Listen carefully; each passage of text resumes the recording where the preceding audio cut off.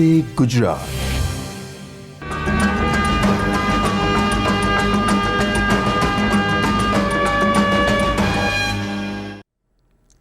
નમસ્કાર મિત્રો, હું મિત્તલ બાર આજના આપણા એપિસોડમાં સૌનું હાર્દિક સ્વાગત કરું છું. આ આરોગ્ય વિભાગ અને પરિવાર કલ્યાણ દ્વારા સંચાલિત વંદે ગુજરાત ચેનલમાં આપ સૌનું હાર્દિક સ્વાગત કરું છું. અને આજે આપણી વચ્ચે ઉપસ્થિત છે GMERS મેડિકલ કોલેજ હોસ્પિટલ અને તેમાં કાનના ગળાના વિભાગ હેઠળ શરૂ થનાર ઓડિયોલોજી વિભાગના હેડ તેમજ associate professor doctor Udit Saxena અને આસિસ્ટન્ટ પ્રોફેસર મિસ્ટર ગુંજન મહેતા.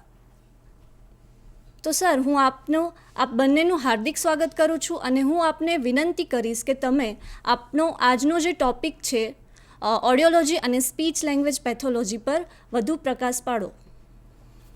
નમસ્કાર મિત્રો, હું ગુંજન મહેતા આજે તમને સવિસ્તારમાં જણાવીશ કે audiology and speech language pathology શું છે. Audiology and speech language pathology એ પુનર્વસન વિજ્ઞાનની શાખા છે, જેમાં ઓડિયોલોજી આ શાખામાં આપણે સાંભળવાનું, સંતુલન અને તેની વિકૃતિઓની તપાસ, નિદાન અને તેની સારવાર થાય છે. આ નિષ્ણાતોને ઓડિયોલોજિસ્ટ કહેવામાં આવે છે. તદુપરાંત સ્પીચ લેંગ્વેજ પેથોલોજીમાં આપણે બોલવાનું, સમજવાનું, વાણી, ભાષા અને સ્મરણ શક્તિની તપાસ, નિદાન અને તેની સારવાર થાય છે. આ નિષ્ણાતોને સ્પીચ લેંગ્વેજ પેથોલોજિસ્ટ કહેવાય છે. વિદેશમાં આ શાખાને કમ્યુનિકેશન સાયન્સીસ તરીકે પણ ઓળખાય છે. આ કેન્દ્રીય સરકાર દ્વારા આપણે 21 દિવ્યાંગતાઓ મંજૂર કરવામાં આવેલ છે. તેમાંથી 12 દિવ્યાંગતાઓમાં આ શાખાનો મહત્વપૂર્ણ ભૂમિકા છે. ખૂબ જ સરસ સર. હવે સમજાયું કે આ ઓડિયોલોજિસ્ટ અને સ્પીચ લેંગ્વેજ પેથોલોજિસ્ટ કોણ હોય છે. તો સર, કેવા પ્રકારના લક્ષણો ધરાવતા દર્દીઓ આ વિભાગમાં આવી શકે છે? આ વિભાગમાં આપણે સાંભળવાની તકલીફ ધરાવતા દર્દીઓ, તદુપરાંત આપણે તમરા બોલવાની તકલીફ, પછી સાંભળીને સમજવાની તકલીફ જેને આપણે ઓડિટરી પ્રોસેસિંગ ડિસઓર્ડર કહીએ છીએ, તે પછી ચક્કર આવવા, હાઇપર એક્યુસિસ જેને આપણે સાદી ભાષામાં કહીએ કે જે નોર્મલ અવાજ હોય તેને બહુ વધારે મોટો પડતો અવાજ લાગો, તેવી તકલીફ ધરાવતા લોકો આ વિભાગનો લાભ ઉઠાવી શકે છે. તે ઉપરાંત મૂકબધિર બાળકો, તે પછી સમય અનુસાર જે બાળકોનો બોલવાનો વિકાસ નથી થઈ રહ્યો, સમય અનુસાર ભાષાનો વિકાસ ના થવો, સમય અનુસાર બાળકોમાં સમજણ શક્તિ ઓછી હોવી, તે પછી આપણે શબ્દોનું ઉચ્ચારણ ચોખ્ખું ના હોવું, અચકાઈને બોલવું, ઝડપી અસ્પષ્ટ બોલવું, સરખી ઉંમરના બાળકો જોડે વ્યવહાર વર્તન કરવામાં તકલીફ હોવી, ભાષાની તકલીફના કારણે ભણતર પર અસર થવી, એટલે કે જ્યારે જે બાળકો મોડું બોલતા શીખતા હોય તેના કારણે તેમના વાંચન અને લેખન પર તકલીફ હોવી, વાંચન અને લેખનમાં જ ખાલી તકલીફ હોવી, જેને આપણે મેડિકલ ટર્મિનોલોજીમાં લર્નિંગ ડિસેબિલિટી કહીએ છીએ. સર, હું તમને અહીંયા ખલેલ પહોંચાડવા માટે માફી માંગીશ, પણ તમે મને થોડું સવિસ્તારમાં સમજાવશો કે ભાષામાં જે તકલીફ હોય એના લીધે ભણતરમાં કેવી રીતે તકલીફ પડી શકે? ભાષામાં જ્યારે બાળક મોડેથી બોલતા શીખતું હોય, જેનો એના વિકાસમાં વિલંબ થતો હોય, તેવા બાળકોને અમુક ઉચ્ચારણ સ્પષ્ટ ના થતા હોય, કાં તો પછી એમના વિકાસ મોડા હોવાના કારણે તે લોકોને વાંચવામાં અને એ ભાષા જે લોકો શીખી રહ્યા હોય છે કે જે વિકાસ થતો હોય છે તેને લખવામાં એમાં તકલીફ પડતી હોય છે. તો એના કારણે એ ભાષાના વિકાસના કારણે એના ઉપર તકલીફ પડે છે. Okay sir. પછી આપણે સ્વરની તકલીફ હોવી, સ્વરપેટીમાં તકલીફ હોવાના કારણે અવાજ ખોખરો કે પછી અવાજ બેસી ગયો હોય તેવી તકલીફ, પુરુષમાં સ્ત્રી જેવા અવાજની તકલીફ, સ્ત્રીમાં પુરુષ જેવા અવાજની તકલીફ હોવી, એવા લક્ષણો જે ધરાવતા હોય એવા દર્દીઓ આપણા વિભાગનો મુલાકાત લઈ શકે છે. તે પછી માથા પર થતી ઈજાઓના કારણે બોલવામાં થતી તકલીફો, સ્ટ્રોક પછી બોલવામાં, સમજવામાં, વાંચનમાં, લખવામાં તકલીફો થાય ત્યારે એ લોકોએ આપણા વિભાગનો લાભ લેવો જોઈએ. સ્મરણ શક્તિની તકલીફ હોવી, ઘણા આપણે જોયા છે કે વૃદ્ધાવસ્થામાં ગયા પછી જે વૃદ્ધ લોકો છે તે લોકોની સ્મરણ શક્તિ ઓછી થઈ ગઈ હોય છે, તો તે લોકો આ વિભાગમાં આવી શકે છે. ખોરાક ગળવામાં થતી તકલીફ હોય તો એવા લક્ષણો ધરાવતા લોકોએ આ વિભાગનો મુલાકાત લેવી જોઈએ. ખૂબ જ સરસ સર. આ તો આપણે લક્ષણો વિશે તમે જે સમજાવ્યું, બટ આ લક્ષણો થવાના કારણો કયા કયા હોઈ શકે, અને શું આ કારણો બાળકો તેમજ પુખ્ત વયના લોકો અને વૃદ્ધોમાં અલગ અલગ હોય છે? લક્ષણોના કારણો બાળકોમાં વિવિધ કારણો હોય છે, પુખ્ત અથવા વૃદ્ધ વયોમાં બી વિવિધ કારણો હોય છે. તો આપણે પહેલાં જોઈએ કે બાળકોમાં સૌથી પહેલાં તો આનુવંશિકતા, એટલે આપણે કંઈ કહીએ જીનેટિક પ્રોબ્લેમ, જે વારસાગત માતા પિતાને છે તે પછી તેના બાળકને આવ્યો છે, બરાબર, તેના કારણે પણ આવા લક્ષણો જોવા મળી શકે છે. ગર્ભાવસ્થા દરમિયાન માતાને કુપોષણ હોવું, માનસિક તણાવ હોવો, માતાને મધુપ્રમેહ હોવો જેને આપણે ડાયાબિટીસ કહીએ છીએ, માતાને ચેપી બીમારીઓ લાગવી, માતાનું નશાકારક દ્રવ્યો અથવા પદાર્થોનું સેવન કરવું અથવા અન્ય ઈજાઓ થવી, તેના કારણે આપણને આવા લક્ષણો જોવા મળી શકે છે. તે પછી જન્મ દરમિયાન જ્યારે પ્રસૂતિ વખતે નવજાત શિશુને ઈજા થવી, તેના કારણે પણ આ લક્ષણો આપણે જોઈ શકીએ છીએ. અધૂરા માસે જન્મ થવો, બાળકનો 9 મહિના પહેલાં જન્મ થાય તેના કારણે પણ આ લક્ષણ આપણે જોઈ શકીએ છીએ. બાળકનો જન્મ થાય ત્યારે જન્મીને બાળક જે તરત રડે તે રડવામાં વિલંબ આવવો, તેના કારણે બી આ લક્ષણ જોવા મળે છે. જન્મ પછી ઓક્સિજનની કમી હોવી કે પછી ઓછું વજન હોવું જન્મ વખતે, તેના કારણે પણ આ લક્ષણો ઊભા થઈ શકે છે. જન્મ થયા પછી બાળકને કમળો થવો, તાવ આવવો, ખેંચ આવી, ચેપી રોગ થવા, માથા પર ઈજા થવી, તેના કારણે પણ આ લક્ષણ આવી શકે છે. તે પછી છે સુસંગતતા. સુસંગતતા એટલે કે આપણે લોહીના સંબંધમાં લગ્ન થવા, તેના કારણે પણ આ લક્ષણ ઊભા થઈ શકે છે. પછી આપણે એના સિવાયના જો લક્ષણો જોઈએ તો જન્મજાત ખોડ કાપણ, જેને અમે મેડિકલ ટર્મિનોલોજીમાં સિન્ડ્રોમ કહીએ છીએ, કે બાળકને જન્મથી જ તે કોઈક પ્રકારની ખોડ કાપણ હોય છે, તો તેના કારણે પણ આવા લક્ષણો જોવા મળી શકે છે. બૌદ્ધિક અક્ષમતાઓ એટલે કે મંદબુદ્ધિ એવા બાળકોને હોય તો એમનામાં બી આવી લક્ષણો જોવા મળી શકે છે. સામાજિક પ્રભાવ, જેમ કે આપણે આજના સમયમાં જોઈએ તો માતા પિતા બંને નોકરિયાત હોય છે અને એ લોકો બાળકો જોડેની વાતચીત એમની બહુ ઓછી થતી હોય છે, કેમ કે બાળક શરૂઆતથી તે એમના દાદા દાદી જોડે હોય છે, તો એ વાતચીત ઓછી હોવાના કારણે એમને જે પૂરતું જે સ્પીચનું અને લેંગ્વેજનું જે સામાજિક વાતાવરણ મળવું જોઈએ તે નથી મળતું, તો તેના કારણે પણ એમને આ તકલીફ, આ લક્ષણો બધા ઉત્પન્ન થઈ શકે છે. મનોવૈજ્ઞાનિક સમસ્યાઓ, જેમ કે ઘણા એવા બાળકો તમે જોયા હોય તો બેધ્યાનપણું હોય છે, અસ્થિરતા એમનામાં હોય છે, જ્યારે 2-3 વર્ષે તમે જુઓ તો પછી સ્વલિનતા હોય છે એમને, બરાબર, એટલે કે આપણે એ લોકો બીજા લોકો જોડે વ્યવહાર વર્તન થોડું ઓછું રાખતા, બીજા ઉંમરના જે બાળકો હોય એમના જોડે ઓછું વર્તન રાખતા હોય, વ્યવહાર રાખતા હોય, તો તેવા બાળકોમાં આ લક્ષણો જોવા મળી શકે છે. હવે પછી છે કે કુપોષણ. હવે બાળક કુપોષિત હોય તો એનામાં જે જે તત્વો છે, ન્યુટ્રિશન છે, એની કમી થવાના કારણે માનસિક વિકાસ નથી થતો. તો માનસિક વિકાસ ના થવાના કારણે તેમનામાં આ લક્ષણો જોવા મળી શકે છે.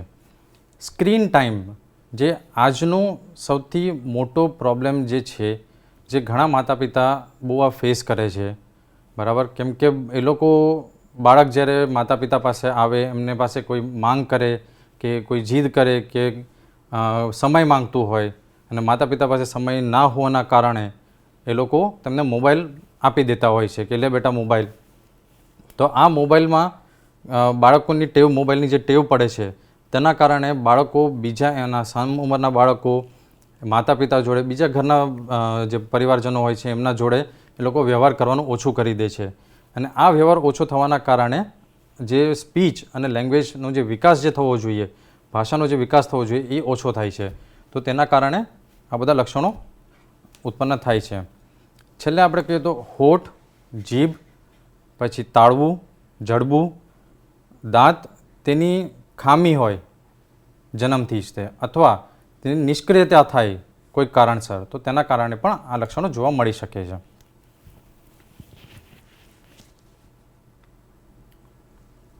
તો સર, આ તો આપણે બાળકો વિશે જોયું, પણ શું આવા અલગ અલગ પ્રકારના કારણો છે કે જે પુખ્ત વય અને વૃદ્ધ વયના લોકોને બી આ લક્ષણો, આ કારણોના લીધે એમને આ લક્ષણો જોવા મળી શકે? ચોક્કસ. પુખ્ત અને વૃદ્ધ વયોમાં આપણે જો વાત કરીએ તો કાનમાં જ્યારે ચેપી રોગ થાય છે, તેના કારણે એમને સાંભળવાની તકલીફ આવે છે. ઘોંઘાટવાળા વાતાવરણમાં કામ કરવાથી, આજના ટાઈમમાં ઘણી બધી આપણે મોટી મોટી ફેક્ટરીઓ છે જ્યાં બહુ ઘોંઘાટ થતો હોય છે, તો ત્યાં જે કામદારો હોય છે એમને એવા વાતાવરણમાં કામ કરવું પડે છે, અને એ વાતાવરણમાં કામ કરવાથી તેમની જે સાંભળવાની જે ક્ષમતા છે એ ધીરે ધીરે ઓછી થતી હોય છે. એમાં એકદમ નથી ઓછી થતી, પણ લોંગ ટાઈમ જ્યારે કામ કરતા હોય તેના કારણે એમની ક્ષમતા ઓછી થાય છે. માથા અથવા કાનને ઈજા થાય તેના કારણે બી એમને સાંભળવાની તકલીફ ઉત્પન્ન થઈ શકે છે. કાનને નુકસાન પહોંચે એવી કોઈ દવાનું સેવન ચાલુ હોય તો એના કારણે પણ સાંભળવાની તકલીફ આવે છે. તો સર, હું આપને એક પ્રશ્ન પૂછવા માંગીશ કે આપણે જે આ કામદારો હોય એવા લોકોએ વર્ષમાં 1 કે 2 વાર આ વિભાગની મુલાકાત લેવી જોઈએ, જેથી કરીને એમને ખબર પડે કે એમની સાંભળવાની ક્ષમતા બરાબર છે કે નહીં? ચોક્કસ. આમાં આ કામદારો જ્યારે જે બી કોઈ હેવી ફેક્ટરીમાં જ્યારે કામ કરવા જોઈન થાય છે, બરાબર, ત્યારે એમણે સૌથી પહેલાં એમના કાનનો રિપોર્ટ કરાવવો જોઈએ, કાનની ચકાસણી કરવી જોઈએ, ઓડિયોલોજિકલ રિપોર્ટ કરાવવો જોઈએ. તે પછી એમણે દર 6 મહિને એમની કાનની ચકાસણી કરાવવી જોઈએ, કાનના રિપોર્ટ કરાવવા જોઈએ, જેથી એમને ખ્યાલ આવે કે એમની સાંભળવાની જે ક્ષમતા છે એમાં કોઈ ફેર પડી રહ્યો છે કે નહીં. Okay sir. બીજા આપણે પુખ્ત વયો કે વૃદ્ધ વયોમાં જો આપણે એવા કોઈ કારણો જોઈએ કે જેના કારણે લક્ષણો ઊભા થાય છે, તો એમાં છે ચેતા નિષ્ક્રિયતા. એટલે જે આપણા મગજથી જે નસો, જે કાન અને મોઢાના ભાગને જે નસો જે સંકેત પહોંચાડે છે, તેની નિષ્ક્રિયતાના કારણે પણ આ તકલીફ આ લક્ષણો ઉત્પન્ન થઈ શકે છે. મનોવૈજ્ઞાનિક સમસ્યાઓ, માનસિક તણાવ આવો એના કારણે પણ સ્વરમાં, સાંભળીને સમજવામાં એ બધી સમસ્યાઓ ઉત્પન્ન થઈ શકે છે. માથાને થતી ઈજાઓ, તેના કારણે પણ બોલવામાં, સાંભળવામાં તકલીફ ઉત્પન્ન થાય છે, સમજવામાં તકલીફ ઉત્પન્ન થાય છે. સ્ટ્રોક, જે આજના ટાઈમે ઘણું કોમન થઈ ગયું છે, કે જેમાં જે મગજને પહોંચાડતી લોહીની નસોમાં બ્લોકેજના કારણે સ્ટ્રોક થાય છે. તો આમાં જ્યારે જે લોહીની નસો કાનમાં જે સાંભળીને સમજવાની જે ભાગ છે મગજમાં, અને બોલવાનો જે ભાગ છે મગજમાં, એને પહોંચાડતી લોહીની નસોમાં જ્યારે બ્લોકેજ થાય ત્યારે બોલવામાં અને સાંભળીને સમજવામાં અને ભાષામાં તકલીફ થાય છે. એ પછી આપણે વ્યવસાયિક, આજકાલના એવા ઘણા વ્યવસાયો છે જેમાં બોલવાનું અને સાંભળવાનું બહુ જ અનિવાર્ય થઈ ગયું છે. જેમાં આપણે એક તો જોયું કે ઘોંઘાટ, કે એમાં ઘોંઘાટવાળા વાતાવરણમાં એવા મોટા ફેક્ટરીમાં કામ કરવાથી લોકોને સાંભળવાની તકલીફ થાય છે, કામદારોને સાંભળવાની તકલીફ થાય છે. પણ બોલવા માટે બી, જેમ કે શિક્ષણ એક એવો વ્યવસાય છે જ્યાં ખૂબ જ બોલવું પડે છે, મોટા અવાજે બોલવું પડે છે ક્યારેક. તે ઉપરાંત નેતાઓ ઘણું બધું ભાષણ આપતા હોય છે, બરાબર. તો એવા સિંગરો છે, જે ગીતકારો બધા, તેમને એમના અવાજમાં ફેરબદલ કરવો પડે છે. તો એના કારણે ઘણા સ્વરને લગતી તકલીફો ઊભી થાય છે. તો તેમનામાં એવા આપણે લક્ષણો જોઈ શકીએ છીએ. ડીજનરેટિવ રોગો, હવે આજે આપણે ચેતાની તંત્રની જે નસો જે છે, જે સંકેતો લઈને જાય છે, તે નસની નિષ્ક્રિયતા સમયે વધતી જાય, તો એને આપણે ડીજનરેટિવ રોગ કહીએ છીએ. જેમ કે આપણે પાર્કિન્સન્સ ડિઝીઝ, જે સૌથી કોમન છે, તેમાં જે આપણા ચેતાતંત્રની જે નસો જે છે, જે અલગ અલગ શરીરના ભાગમાં જાય છે, તે નસોની નિષ્ક્રિયતાના કારણે બોલવામાં, સમજવામાં, સ્મરણ શક્તિમાં કમી થાય છે. તો એના કારણે આવા લક્ષણો જોવા મળી શકે છે. કેન્સર એ આજના ટાઈમનું ઘણું કોમન અને બહુ જ આપણે જોયા છે કે કેન્સર લોકોને થતું હોય છે. તો મોઢાના કેન્સર, જીભના કેન્સર, ગળાના કેન્સરને લઈને એમને બોલવામાં તકલીફ ઊભી થઈ શકે છે, અને ખોરાક ગળવામાં બી તકલીફ ઊભી થઈ શકે છે. વૃદ્ધાવસ્થામાં આપણે વૃદ્ધાવસ્થામાં સાંભળવાની તકલીફ આવે છે, પછી સાંભળીને સમજવાની તકલીફ આવે છે, સ્મરણ શક્તિની તકલીફ આવે છે. તો આવા કારણોસર આવા બધા લક્ષણો ઊભા થાય છે અને ત્યારે પછી આ દર્દીઓએ આપણે આ વિભાગની મુલાકાત લેવી જોઈએ. તો સર, ઘણા વૃદ્ધો કે જે ઉંમરના લીધે એમના અવાજમાં બદલાવ આવે અથવા તો જે સ્પષ્ટ ઉચ્ચારણ ના થાય, તો શું એવા વૃદ્ધ લોકોએ આપણા આ વિભાગની મુલાકાત લેવી જોઈએ? ચોક્કસ. ઘણા વૃદ્ધાવસ્થામાં જ્યારે આપણા બધા માંસપેશીઓ બધા થોડા નબળા પડે તો એના કારણે જે ઉચ્ચારણ જે છે આપણા એ અસ્પષ્ટ થઈ જાય છે, આપણને એમની જે વાણી જે છે એ સમજાતી નથી. તો એવા લોકોએ આ વિભાગની મુલાકાત લેવો જોઈએ. તો સર, આ તો આપણે જોયું કે અલગ અલગ લક્ષણો અને એના કયા પ્રકારના કારણો છે, બટ આવા લક્ષણો અને કારણોના લીધે એનું તબીબી નિદાન શું હોઈ શકે? શું તમે એના વિશે થોડું મને વધારે વિસ્તારમાં જણાવશો? ચોક્કસ. આપણે મેડિકલ ટર્મિનોલોજીમાં દરેક તકલીફો માટે અલગ અલગ એમના નિદાન છે. તો જે સાંભળવાની તકલીફ છે એને હિયરિંગ લોસ તરીકે નિદાન કરવામાં આવે છે અને એ ટર્મિનોલોજી આપવામાં આવે છે. સાંભળીને સમજવાની જે તકલીફ છે એને ઓડિટરી પ્રોસેસિંગ ડિસઓર્ડર કહેવાય છે. આપણે હમણાં જોયું ચેતા જે છે કાનની ચેતાતંત્રની જે નિષ્ક્રિયતા, જે મગજથી કાનની નસને જે સંકેત પહોંચાડે છે, એ નસની જ્યારે નિષ્ક્રિયતા થાય એને આપણે કહીએ છીએ ઓડિટરી ડિસિન્ક્રની. પછી જે હાઇપર એક્યુસિસમાં જે નોર્મલ અવાજ બી લોકોને બહુ મોટો લાગતો હોય છે, સહન નથી થતો, તેને આપણે હાઇપર એક્યુસિસ કહીએ છીએ. ચક્કર આવવા એને આપણે ગિડીનેસ અથવા વર્ટાઇગો કહીએ છીએ. કાનમાં તમરા બોલતા હોય છે એને આપણે ટિનાઇટસ કહીએ છીએ. વૃદ્ધ અવસ્થામાં સાંભળવાની તકલીફ જે ઊભી થાય છે એને આપણે પ્રેસ્બાઇક્યુસિસ તરીકે નિદાન કરવામાં આવે છે. ઘણા એવા બાળકોને જેમનો વિકાસ એમનો મોડો થતો હોય છે, એમની ભાષાનો વિકાસ મોડો થતો હોય છે, એને ડિલેડ સ્પીચ એન્ડ લેંગ્વેજ કહેવામાં આવે છે, અથવા તો આપણે એને સ્પોકન લેંગ્વેજ ડિસઓર્ડર તરીકે પણ ઓળખીએ છીએ. લેંગ્વેજ બેઝ લર્નિંગ ડિસેબિલિટી જે બાળકો ભાષાના કારણે, આપણે હમણાં જોયું કે ભાષાના કારણે એમના ભણતર ઉપર અસર પડે છે, એમના વાંચન લેખન ઉપર અસર પડે છે, એમને લેંગ્વેજ બેઝ લર્નિંગ ડિસેબિલિટી કહેવાય છે. શબ્દોનું સ્પષ્ટ ઉચ્ચારણ ના થવું એને સ્પીચ સાઉન્ડ ડિસઓર્ડર કહેવાય છે. અચકાઈને બોલવું એને સ્ટટરિંગ તરીકે નિદાન કરીએ છીએ. ઝડપી અને અસ્પષ્ટ બોલવું તેને ક્લટરિંગ કહેવાય છે. પછી આપણે જે સ્ટ્રોક જોયા, સ્ટ્રોકના કારણે કે પછી ડીજનરેટિવ રોગોના કારણે જ્યારે બોલવામાં, સમજવામાં, વાંચન લેખનમાં, સ્મરણ શક્તિમાં જ્યારે તકલીફ થાય ત્યારે એને અફેઝિયા કહીએ છીએ. બોલવામાં ખાલી સ્ટ્રોક અને ડીજનરેટિવ રોગના કારણે બોલવામાં ખાલી તકલીફ થાય એને ડિઝાર્થિયા તરીકે નિદાન કરીએ છીએ. જ્યારે આપણે સ્વરપેટીમાં કોઈ તકલીફ થાય, સ્વરમાં મસા થઈ જાય કે આપણો અવાજ બેસી જાય છે, અવાજ આપણો ખોખરો થઈ જાય છે, એને વોઇસ ડિસઓર્ડર કહેવાય છે. અને જ્યારે આ સ્ટ્રોક કે ડીજનરેટિવ ડિસઓર્ડરમાં ખાલી સ્મરણ શક્તિની તકલીફ હોય છે એને આપણે ડિમેન્શિયા કહીએ છીએ. તો સર, આની પહેલાં જે તમે કીધું કે અમુક એવા વ્યવસાયો છે જેમાં બોલ્યા વગર ના ચાલે, જેમ કે આપણે ટીચર છે કે પછી નેતાઓ છે કે પછી સિંગર છે, તો શું એમને વોઇસ ડિસઓર્ડર થવાની શક્યતાઓ વધારે છે? હા, એમનો વ્યવસાય જેવો છે જેમાં એમના સ્વરનો ઉપયોગ કરવો પડે છે અને અતિશય ઉપયોગ કરવો પડે છે, તો તેમાં સૌથી વધારે શક્યતા છે કે એમને સ્વરની તકલીફ થાય. ઓકે.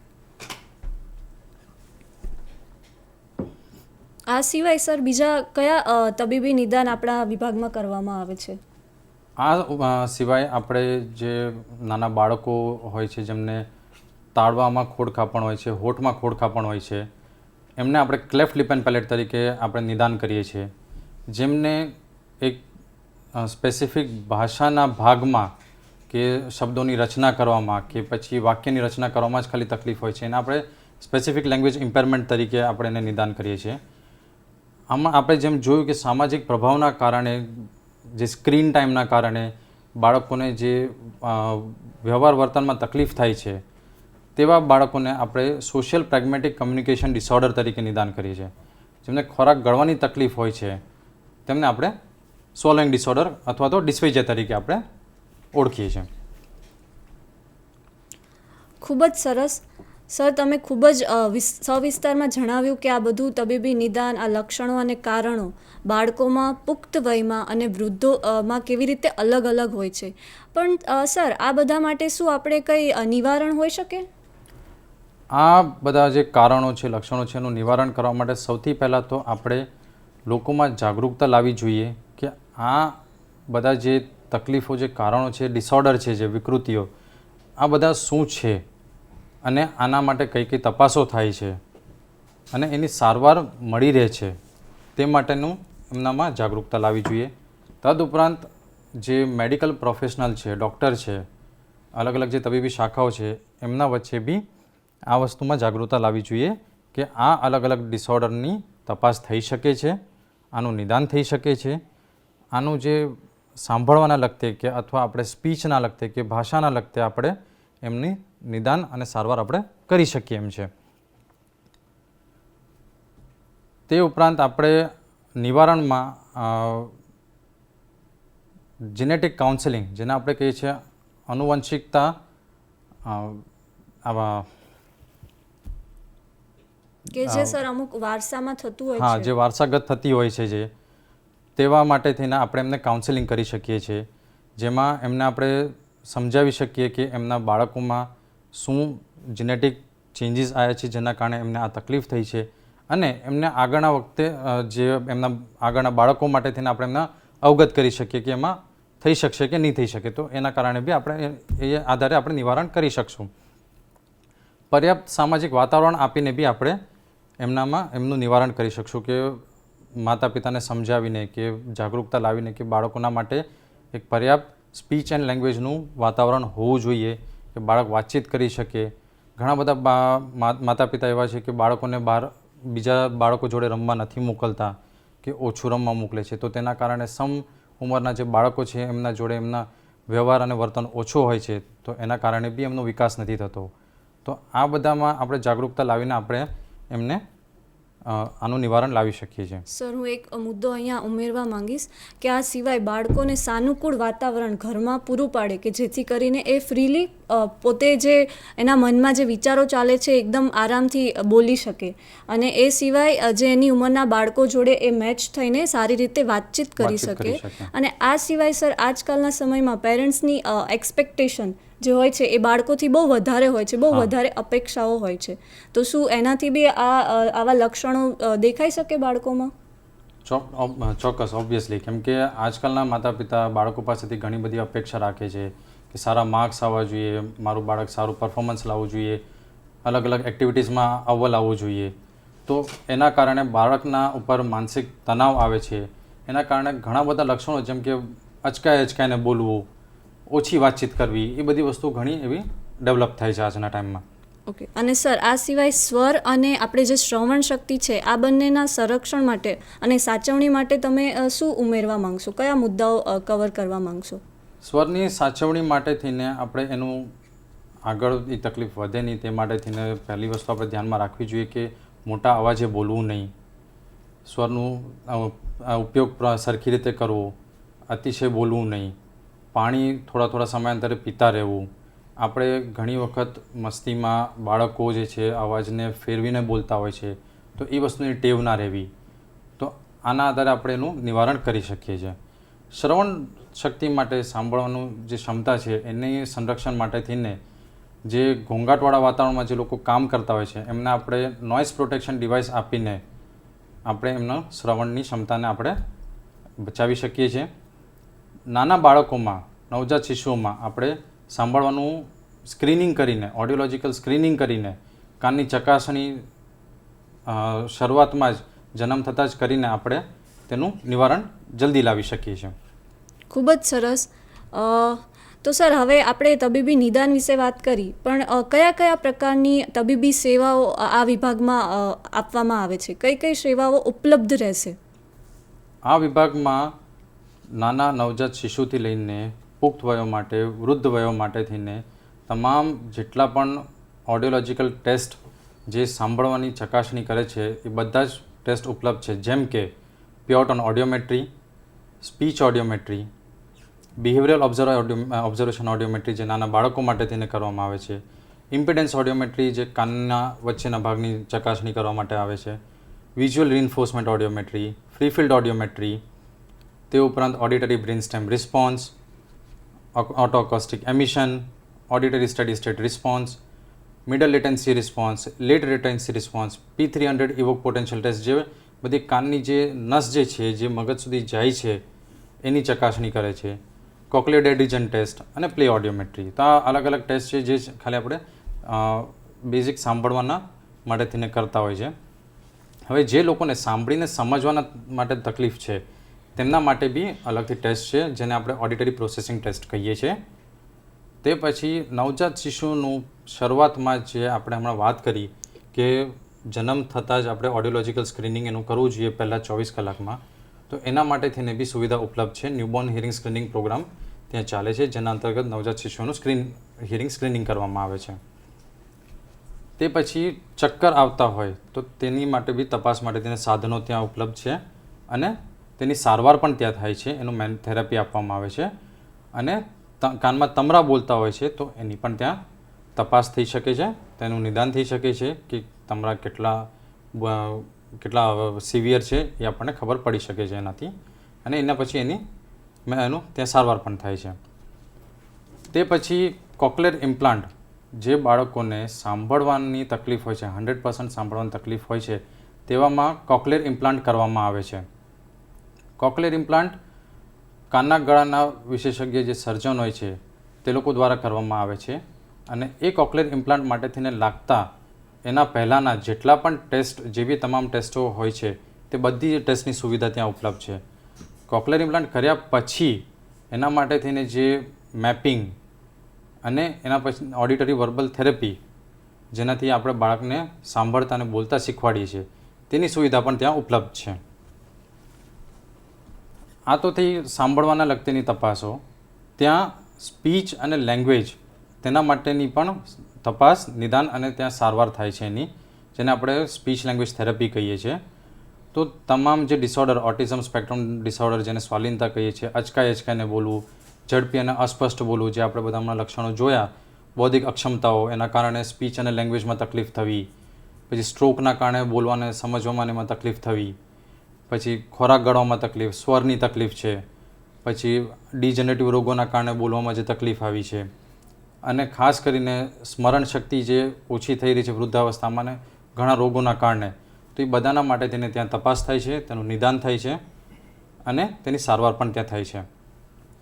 તદુપરાંત વોઇસ એનાલિસિસ, જે સ્વરની જે એમને તકલીફ હોય છે એમના માટે તેનું વોઇસ એનાલિસિસ માટે તેને કમ્પ્યુટરાઇઝ્ડ સોફ્ટવેર ત્યાં ઉપલબ્ધ છે જેનાથી આપણે તેનું નિદાન કરી શકશું કે એમને કેટલી તકલીફ છે એમાં.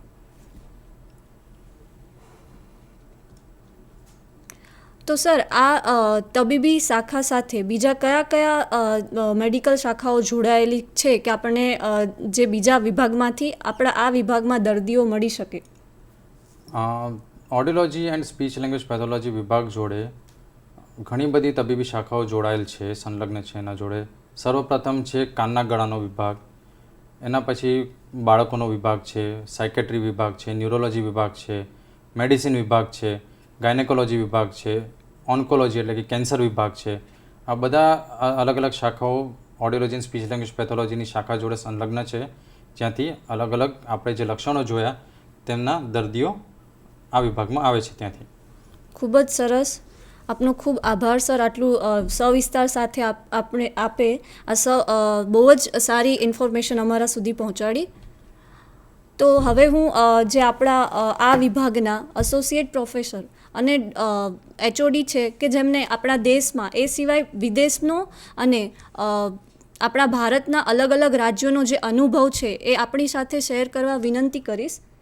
તો સર, તમે મને થોડું ડિટેલમાં જણાવશો? આટલું સરસ જાણ્યા પછી હું બહુ વધારે ઈચ્છુક છું વધારે ડિટેલમાં જાણવા માટે કે આ કોર્સમાં શું હોય છે આગળ, અને આમાં પ્રવેશ લેવા માટે કઈ કઈ પ્રક્રિયાઓ હોય છે, શું प्रोसीजर હોય છે? सबसे पहले तो मैं गुंजन भाई द्वारा दिए गए ऑडियोलॉजी और स्पीच लैंग्वेज पैथोलॉजी में आने वाले रोग, उनके कारण, उनका निदान और उनकी सारवार की जानकारी जो उन्होंने विस्तृत तौर से दी है उसके लिए काफ़ी धन्यवाद देना चाहता हूँ. काफ़ी चीज़ें हैं, मैं एक एक करके सब पे प्रकाश डालता हूँ. सबसे पहले तो ये कि ये फील्ड का दूसरे मेडिकल फील्ड से अगर तुलना करी जाए तो काफ़ी नई है। इंडिया में तो पिछले 10 साल में ही इस फील्ड का थोड़ा विकास हुआ है। अभी भी ये विदेशों की तुलना काफ़ी पीछे है। इसके भी काफ़ी कारण हैं। सबसे पहला तो ये कि इसमें जो रोग आते हैं, जो कि गुंजन भाई ने बताया, वो रोगों के बारे में लोगों की जागरूकता काफ़ी कम है। दूसरी बात, अगर उनको जागरूक है, अगर उनको जानकारी भी है, तो उनको ये नहीं पता है कि ये रोग का सारवार ट्रीटमेंट लेने के लिए उनको किस प्रोफेशनल्स के पास जाना है। इसके बाद में काफ़ी डॉक्टर्स को इस फील्ड के बारे में या फिर ऑडियोलॉजिस्ट या स्पीच लैंग्वेज पैथोलॉजिस्ट के बारे में कम जानकारी है। सबसे बड़ी कमी तो ये है कि भारत में इस ऑडियोलॉजी और स्पीच लैंग्वेज पैथोलॉजिस्ट के प्रशिक्षण जो संस्थान हैं उनकी काफ़ी कमी है, कमी भी काफ़ी है और उनका स्तर भी काफ़ी कम है। अब मैं आपको बता देता हूँ कि इसमें कौन कौन सी डिग्रीज़ होती है, इसमें कौन कौन से कोर्स आते हैं। सबसे एंट्री लेवल का कोर्स कहलाता है bachelor of audiology and speech language pathology. ये डिग्री 4 साल की होती है। इसके उपरांत अगर आप मास्टर्स डिग्री करना चाहें, आगे पढ़ना चाहें, तो इसमें मास्टर्स अवेलेबल है। कुछ जगहों पे, कुछ इंस्टीट्यूट्स में ऑडियोलॉजी, स्पीच लैंग्वेज पैथोलॉजी दोनों में ही मास्टर्स होता है, जिसको MASL भी कहते हैं। कुछ जगहों पे मास्टर्स ऑफ ऑडियोलॉजी होता है खाली, और कुछ जगहों पे masters of speech language pathology होता है। तो लोग अपने अनुसार, अपनी चाह के अनुसार अपने रिलेटेड फील्ड में एडमिशन ले लेते हैं। इसके बाद अगर आपको उच्च डिग्री लेनी है या फिर रिसर्च में इंटरेस्टेड है, एकेडमिक में इंटरेस्टेड है, तब आप लोग PhD में एडमिशन ले सकते हैं, जो भी इस पे विद्यार्थी होते हैं। भारत में अभी यही तीनों डिग्री अवेलेबल होती है। अगर हम लोग कंपेयर करें विदेशों से, वहाँ पे इस फील्ड में अब डॉक्टरेट डिग्री स्टार्ट हो गई हैं, जिसको कि हम लोग डॉक्टर ऑफ ऑडियोलॉजी कहते हैं, जिसको AUD होता है, और दूसरा होता है doctor of speech language pathology. Gujarat में GMERS medical college and civil hospital के ENT विभाग के HOD professor doctor Neena Bhalodia के प्रयत्नों द्वारा अब गुजरात में भी जीमर्स मेडिकल कॉलेज में BSLP की शुरुआत हो चुकी है। ये सरकार द्वारा स्थापित मेडिकल कॉलेज में पहली बार शुरू हुआ है। अभी जनवरी में ही हमको रिहैबिलिटेशन काउंसिल ऑफ इंडिया ने 5 साल के लिए मान्यता दी है ये कोर्स शुरुआत करने की। इसके उपरांत हमें गुजरात यूनिवर्सिटी से भी एफिलिएशन मिल चुका है। इसमें प्रवेश पाने के लिए एक विद्यार्थी का 12वीं पास होना ज़रूरी है फिज़िक्स, केमिस्ट्री और बायोलॉजी में, और उसके मार्क्स जो होते हैं वो 55% से ऊपर होने चाहिए। अगर ये दोनों चीज़ें उपलब्ध हैं, आप गुजरात सरकार की प्रोफेशनल मेडिकल एजुकेशन कमेटी की एक वेबसाइट है, उसमें जाके एप्लीकेशन फॉर्म होते हैं, उसको भर के आप इस कोर्स को सेलेक्ट करने के बाद आपके मार्क्स के अनुसार इसमें प्रवेश पा सकते हैं। अभी फ़िलहाल हमारे पास इस BSLP डिग्री की 20 सीटें हैं। 20 सीटों और ये जो डिग्री है ये टोटल 4 साल की है। 4 साल में 3 साल जो होता है वो थ्योरी होती है, उसके बाद 1 साल की खाली क्लिनिकल प्रैक्टिस हो जाती है। ठीक है। तो સૌપ્રથમ તો ખૂબ ખૂબ અભિનંદન સર તમને, કારણ કે આપણા આખા ગુજરાતમાં સૌપ્રથમ શરૂ થનાર એવી સરકારી આપણી જે GMERS મેડિકલ કોલેજમાં ENT વિભાગ હેઠળ શરૂ થનાર પ્રથમ કોલેજ છે। આ સિવાય તેને 5 વર્ષની પરમિશન મળેલ છે। બટ સર આમાં જે મારો પ્રશ્ન એ છે આપને કે આમાં જે 4 વર્ષ જે સ્ટુડન્ટ જે વિદ્યાર્થીઓ ભણે છે, તો પછી આગળ જઈને એમના માટે કયા કયા બીજા ક્ષેત્રો ખુલ્લા હોય છે કે જ્યાં જઈને તે વર્ક કરી શકે, काम करी सके અને પોતાનું યોગદાન આપી શકે। जैसा कि मैंने बताया, ये डिग्री, ये जो कोर्स है, ये फील्ड है, काफ़ी नई है। ठीक है। तो लास्ट जनसंख्या जो हुई थी भारत में वो 2011 में हुई थी। तो उसको देखा जाए तो 10 करोड़ से ऊपर भारतीयों को ये रोग हैं, जो कि गुंजन भाई ने बताए थे। अब अगर हम लोग इसके प्रोफेशनल जो कि ऑडियोलॉजिस्ट और स्पीच लैंग्वेज पैथोलॉजिस्ट कहलाते हैं, उनकी संख्या पे ध्यान दें तो वो खाली 5000 के आसपास है।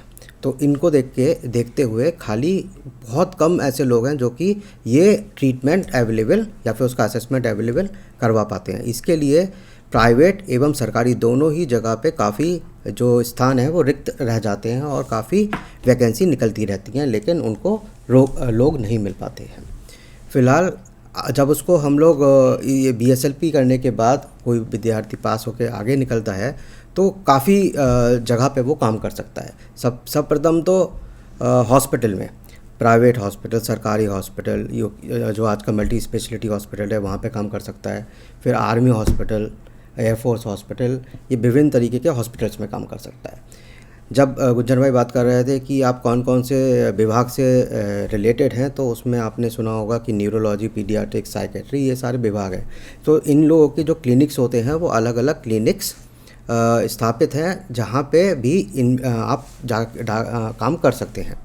इसके अलावा आप अपनी प्राइवेट प्रैक्टिस भी शुरू कर सकते हैं अगर आपको रिसर्च में इंटरेस्ट है और ये फील्ड नहीं है। बहुत सारे प्रोजेक्ट्स अवेलेबल हैं या फिर आप नई नई रिसर्च इसमें कर सकते हैं, जिसमें आपके लिए बहुत सारे रिसर्च सेंटर्स मौजूद हैं जहां पे आप वर्क कर सकते हैं। अगर आपका इंटरेस्ट पढ़ाने में है तो आप प्रशिक्षण संस्थानों में भी काम कर सकते हैं। તો સર આ સિવાય જે અમુક શાળાઓ હોય છે જે આપણે સ્પેશિયલ ચિલ્ડ્રન માટે હોય છે, શું એ વિભાગ શું એ જગ્યાઓ પર જઈને આ વિદ્યાર્થીઓ આગળ કામ કરી શકે છે? तो ये तो मैंने आपको बताया, हॉस्पिटल, मेडिकल फील्ड से रिलेटेड आप कहाँ कहाँ पे काम कर सकते हैं। इसके अलावा जो नॉर्मल स्कूल्स होते हैं, अब ये जो स्पीच और लैंग्वेज की प्रॉब्लम है ये तो किसी भी एक नॉर्मल बच्चे को भी हो सकती है आगे जाके।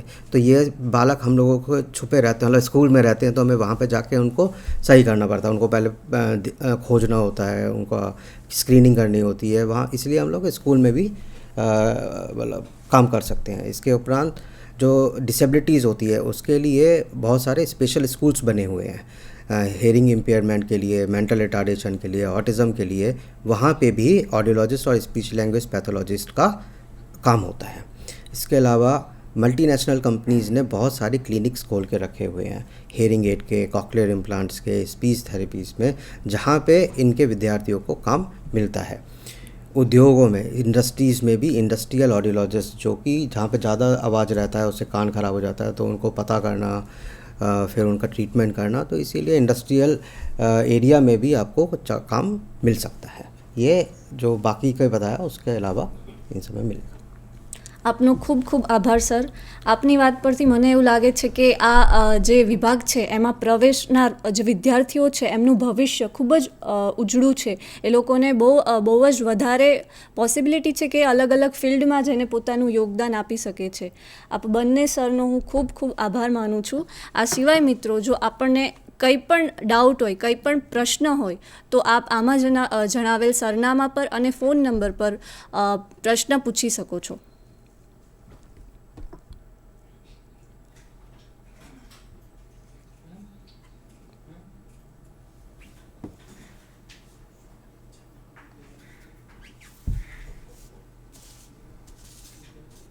तो मैंने आटलू डिटेल में आटलू सविस्तार में जानीने पॉइंट, अभी तो जैसे हम लोगों ने जो कॉलेज में स्टार्ट किया है वो BSLP स्टार्ट किया है, यस ठीक है ना। लेकिन हम लोग उच्च ट्रेनिंग देने के लिए आने वाले समय में, अगर उच्च ट्रेनिंग के लिए आपको उच्च डिग्री भी होना ज़रूरी है, तो जैसे मैंने आपको बता रहा था कि masters of audiology speech language pathology है, या फिर मास्टर ऑफ ऑडियोलॉजी है, master of speech language pathology है, इन सब कोर्सेज़ को भी हम लोग शुरू करने की सोच रहे हैं। इसके उपरांत PhD भी हम लोग ये भी कार्य में है।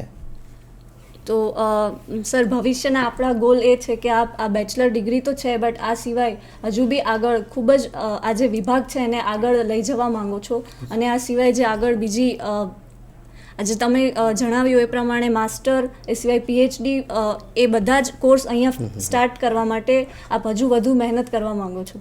हाँ जी, ये तो हम लोग मतलब जो प्रशिक्षण से रिलेटेड है। इसके अलावा जब हमारे स्टूडेंट्स पढ़ेंगे, जब उनकी ट्रेनिंग चलेगी, तो उसमें क्या होगा कि वो लोग जब तक इंटर्नशिप में पहुंचेंगे तो उनकी जो सेवाएं होती हैं उसको हम लोग और गुजरात के जो एरियाज़ हैं वहाँ पे भेज के, जो ये रोग, जैसा हम लोग जागरूकता की बात कर रहे थे, तो उसका हम लोग उस तरीके से यूज़ कर सकते हैं। उन लोगों को वहाँ पे भेज के वहाँ की पब्लिक को स्क्रीन कर सकते हैं। अगर हम लोगों को पता चलता है तो उनको हम लोग वहीं पे ही उन्हीं के गांवों में, उन्हीं के स्थानों पे ट्रीटमेंट भी प्रोवाइड कर सकते हैं। આપનો ખૂબ ખૂબ આભાર સર. મારો જે આગળનો પ્રશ્ન છે એ ગુંજન સર માટે છે. તો સર આપના આ કોવિડના સમયગાળામાં આફ્ટર કોવિડ અમુક લોકો એવા હતા, સ્પેસિફિકલી જે વયોવૃદ્ધ લોકો કે જેમને ગળવાની તકલીફ થઈ હતી, ઇવન બોલવાની બી તકલીફ થઈ હતી.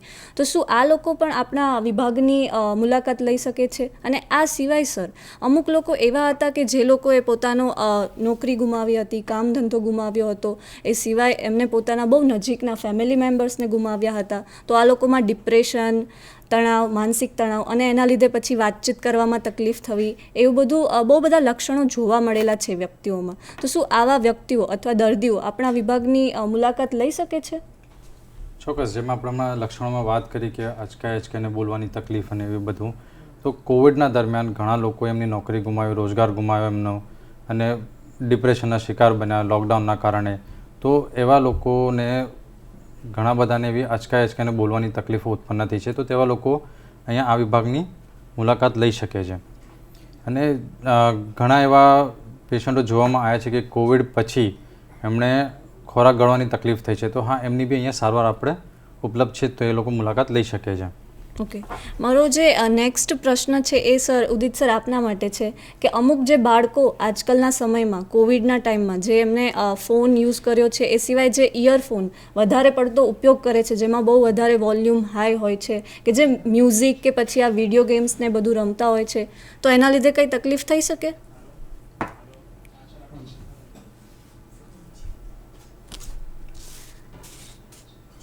યસ, તો આપણને એક ફોન આવી રહ્યો છે રાજકોટથી. શું છે આપનો પ્રશ્ન? हेलो. હા જી. हाँ, મારી ઉંમર 65 વર્ષ છે. Yes sir. અને કાનમાં અવાજ આવે છે, ઓકે સંભળા સર. બોલે. હા સર. તો આના માટે હા સર, તો આપને સૌથી પહેલાં જે પ્રમાણે આપણે પહેલેથી વાત કરી એ પ્રમાણે તમારી જે નજીકમાં રાજકોટમાં જે આપણે ઓડિયોલોજી અને આ સ્પીચ લેંગ્વેજ પેથોલોજીસ્ટ રિલેટેડ અમુક જે સેન્ટર હોય, અમુક હોસ્પિટલ હોય, ત્યાં જઈને સૌથી પહેલાં સાંભળવાની તપાસ કરાવવી પડશે સર. અને ડિટેલમાં તમારું જે એ રિપોર્ટ પરથી આગળ ચોક્કસ પ્રકારે આપનું જે નિદાન છે એ ખબર પડી શકશે.